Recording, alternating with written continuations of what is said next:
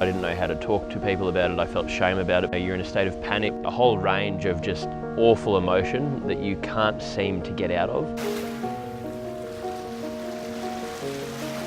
I guess an analogy would be being locked in a prison cell without having a key or a way out. It's like it's a life sentence. You don't want to see anyone. You drive yourself into the ground. Your mind is overloaded and it's like a computer that is about to explode. I remember as a very young kid suffering from anxiety, overthinking. I was an extremely shy kid, and I remember that really causing me almost trauma. I couldn't look at someone in the eye and have a conversation. I was afraid of being around anyone I didn't know because I was worried about what people would think of me, and it really kept going throughout my whole adolescence. The gravity of the situation wasn't lost on Nick Bracks, the 20-year-old ignoring the glare of the cameras as he left court a convicted drink driver. Do you have anything to say? When I was 20, I had a really bad car accident. I was drunk. I had my best mate lying across the back seat of the car. I was not thinking clearly, ran over a traffic island and ruptured the car around a tree, and it was pretty horrific. I was fortunate that I didn't kill myself or my friend, but I felt a huge amount of shame. I felt like I had let my family down, let myself down, let my friend down, let his family down. The Premier's son is lucky to be alive after driving while drunk. The blood in the back seat of his wrecked 1990 Saab, evidence of how close he and his passenger came to disaster. As a P plater, Nick Bracks is legally required to have a 0 blood alcohol content, but he blew .129 on the breathalyser. The Premier was coming home from his beach house when he took the phone call from his son at 7:30 a.m.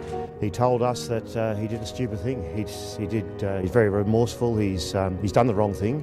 He's been an absolute idiot. I felt pathetic. I felt like I had nothing to offer the world.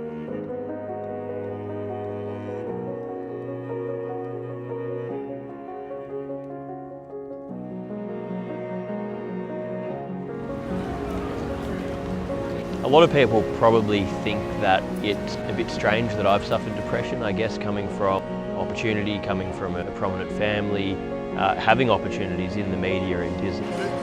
Good. Okay, just a couple more and I think we're done. Having a great group of people around me, being young, fit, healthy. But really, I think anyone suffering depression would understand that that doesn't have a lot to do with it. And you could have everything, you could have nothing. It's not about external factors, it's about what's in your own head. What do you want to keep your mouth shut? Can't buy me off. I just think that it's disgraceful taking your shirt off.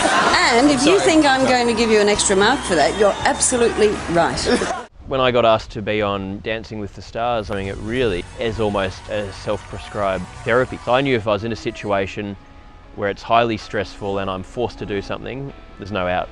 It was the most terrifying thing I've done in my entire life. I wouldn't even go and dance when I'm out with a group of mates at a bar or a club, let alone on national television. Todd, what did you think? You're getting so much better, but before we go any further, I just need to clear up, what dance training have you had? But I knew that it would take something as extreme as that to just really break me, to break my ego. It's like you're not in control. Yeah, I know. I'm meant throwing you around. I'm meant to be in control. And it did, because I learnt that, yep, I might not be the best dancer in history, probably one of the worst. I guess this means I'm going to have to get into character again. I tried to do it for the waltz and I got criticised for it, so there we go. And I got through it, and that was extraordinarily liberating.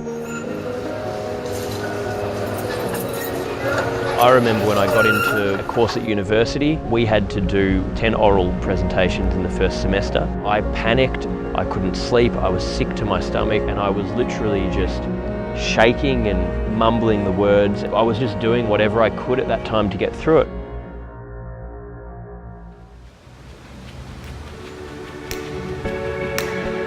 If someone had told me that a couple of years later I'd be standing in front of 2,000 people delivering a speech about mental health, I would have not believed it in a million years.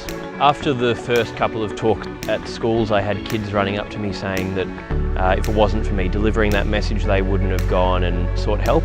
That was a pretty amazing thing to hear and really touched me and gave me a passion to want to share this message on a broader scale. And I started talking in companies. I would have executives coming up to me and saying how much value they got out of these messages that I was delivering.